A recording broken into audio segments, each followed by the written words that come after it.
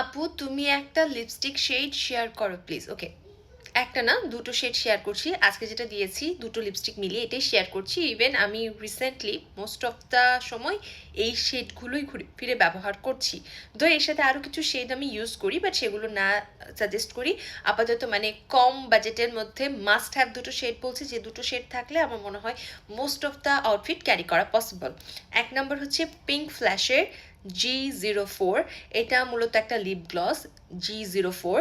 So এটা use করলে casual আউটফিটের সাথেও এটা যায়, হেভি মেকআপের সাথেও এটা যায়, এবং এটা অনেক বেশি ট্রেন্ডি লাগে এবং অনেক গ্ল্যামারাস, অনেক গর্জিয়াস লাগে, অনেক বেশি হাইলাইট করে। আর একটা হচ্ছে এটা বিউটি গ্লাসডের 115, যেটা ইউজ করলে আর কি খুব ম্যাট একটা ফিনিশিং লাগে, একটা একটা পিঙ্কিশ নুড লাগে। সো এই দুটো লিপস্টিক যদি থাকে ক্লজেটে, মানে ভ্যানিটিতে, তাহলে আমার মনে হয় যে মোটামুটি কভার হয়ে যাবে।